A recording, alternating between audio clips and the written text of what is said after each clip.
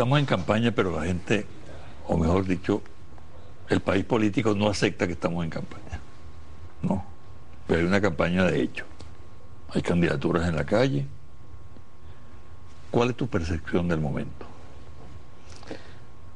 José Vicente, yo creo que Venezuela no es que estamos ya, porque ya no se trata de las viejas campañas electorales o de los rutinarios procesos electorales que se daban en la Cuarta República. Yo creo que esto es una batalla permanente, ideológica, política, y que tiene momentos Eso electorales. es muy importante, la observación.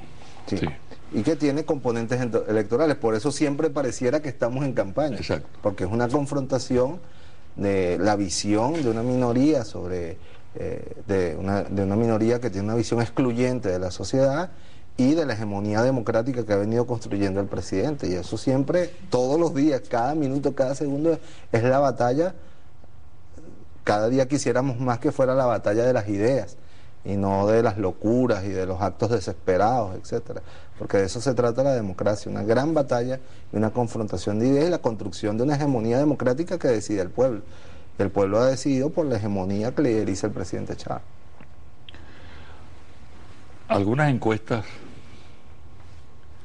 señalan que el presidente Chávez tiene un porcentaje elevado, importante, que la oposición se debate en grandes contradicciones. Las mismas encuestas recogen esa situación por la multiplicidad de candidaturas o de precandidaturas. La oposición ha optado por el método de las primarias.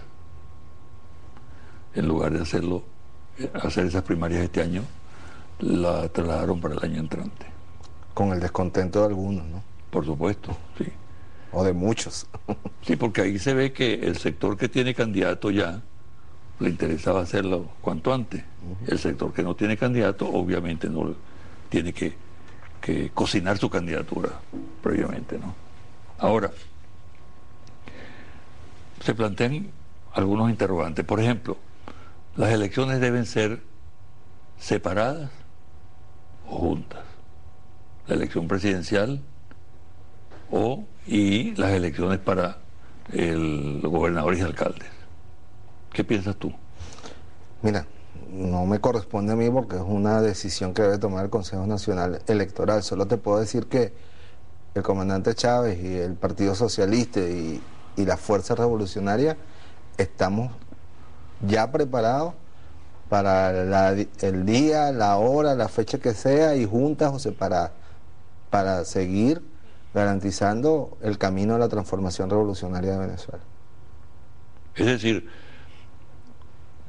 da igual que sean juntas o separadas. Nosotros vamos a ganar. Muy bien, pero independientemente de esa convicción que tú tienes de que se va a ganar, pues va a haber elecciones, ¿no? Sí. ¿Y cómo observas tú la correlación de fuerzas en este momento? Mira, yo creo que el proceso revolucionario ha pasado por distintas etapas, ¿no?, en su crecimiento electoral. Yo creo que el proceso revolucionario tiene una estabilidad política. Se ha logrado construir una hegemonía, y quiero explicar hegemonía en términos gramscianos, orientación ética y política de la sociedad. Hoy la mayoría de la sociedad acompaña en los planteamientos ideológicos, políticos y el programa de gobierno. Es muy importante esa aclaración que tú haces, porque algunos confunden el concepto de hegemonía con apabullamiento, aplastamiento de la sociedad, ¿no? No. Ejercicio hegemónico, ¿no? El presidente siempre ha usado el término de hegemonía en los términos políticos gramscianos, ¿no?, que es liderazgo por encima de la coerción, ¿no? Liderazgo de la sociedad, liderazgo ético, liderazgo moral, liderazgo político y convencimiento, pues debate de ideas, ¿no? Así se ha construido la hegemonía democrática de la revolución bolivariana. Ahora, y luego ha pasado por etapas electorales ampliamente ventajosas para la revolución bolivariana y en otros casos de estrecho margen, y bueno, incluso con un revés electoral en el 2007.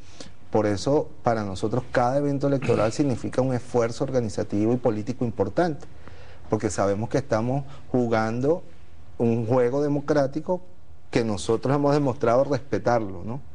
Y que unas elecciones se pueden perder. Nosotros estamos trabajando arduamente para lograr una ventaja importante, una victoria importante, que tenemos la seguridad de que la vamos a lograr, pero la queremos lograr con una ventaja amplia. Porque tú sabes, José Vicente, que a Hugo Chávez y a la Revolución Bolivariana ni los factores internos de la derecha, ni el imperialismo norteamericano nos van a reconocer una victoria por escaso margen, ¿no? Y eso es importante tenerlo en cuenta. En el 2012 no solo vamos a tener el escenario de lo que nosotros apostamos y queremos, unas elecciones libres, democráticas, una nueva demostración de la mayoría y de la alegría de nuestro pueblo y la fe en la construcción de un camino, de la construcción de una sociedad donde quepamos todos, pero hay factores que van a jugar a la violencia, al desconocimiento de las elecciones, a escenarios tipo Siria y Libia, para justificar una agresión o el desconocimiento de la voluntad del pueblo venezolano. Ese es un escenario que está presente y que ya hemos visto este año cómo se ha venido fabricando con las huelgas de hambre, las escenas de terror, de personas con las bocas cosidas, de derramamiento de sangre sobre la bandera. Todos esos son elementos de acondicionamiento para la violencia. Para ese análisis que tú haces, creo que vale la pena hacer la siguiente consideración. No hay duda de que el chavismo aparece fortalecido. Hay encuestas muy favorables a la opción del presidente Chávez para el año 12. Por contraste, se observa una oposición dividida, fracturada internamente, mucha pugnacidad, muchas candidaturas, muchas precandidaturas para las primarias, y al mismo tiempo eso contrasta con la actividad intensa del chavismo, tanto el partido como el gobierno en la calle. Pareciera que empieza a cundir una especie de decepción en algunos sectores de oposición. Esa actitud puede radicalizar a esos sectores y llevarlos a aventuras como el pasado. Al mismo tiempo hay una especie de transnacionalización de la política venezolana cuando se convierte en un tema para atacar permanentemente al gobierno, las instituciones desde el exterior, conformando un estado de opinión fuera del país, que de una u otra manera incide en Venezuela. Ese cuadro tiene características indudablemente subversivas, contrarias a las elecciones. A eso hay que agregar que hay gente que está ya disparando contra el Consejo Nacional Electoral. Eso crea una situación preocupante. ¿Qué hacer frente a eso? En primer lugar, yo creo que alertar a tiempo, como lo estamos haciendo, abrir cada día más los espacios para que todos los sectores puedan tener una expresión o una participación en el espacio democrático que ha abierto la Revolución Bolivariana, ¿no? Yo creo que, y el presidente ha insistido mucho en esto, seguir ampliando, José Vicente, ampliando los espacios democráticos, que aquí nadie tenga el argumento ni la excusa para optar por caminos de violencia, salvo que lo quiera hacer deliberadamente como parte de una negación del ejercicio democrático y del convencimiento por parte de estos sectores que la única manera de salir de Chávez y de parar la Revolución Bolivariana es mediante la violencia. Pero que no haya ningún pretexto en una sociedad cada día más democrática como es la venezolana para que nadie de manera confundida escoja ese camino. Nosotros exhortamos a todos los poderes y exhortamos al gobierno, a los líderes sensatos de la oposición, fíjate el reconocimiento de la Asamblea, el ir nosotros a la Asamblea Nacional a que nos interpelaran, a debatir abiertamente, para que haya garantía y el pueblo que siga la oposición sepa que hay una democracia cada día más consolidada y que no es necesario escoger otros mecanismos. Pero por otro lado, bueno, alertar al Estado y los mecanismos del Estado. Nosotros estamos obligados a defender la paz del pueblo venezolano y defender la soberanía de nuestro país. Te agregaría en lo que te estoy planteando la manera como se ha manejado el caso Macle, ¿no? Con un filo evidentemente político para descalificar el gobierno, para darle cabida y escenario a la opinión de una persona que simplemente prende el ventilador para afectar el prestigio, la reputación de las personas ese recursos, ese tipo de recursos en la política es contrario a toda posibilidad de entenderse y de asumir democráticamente el debate político, ¿no? ¿Cuál es tu visión del problema?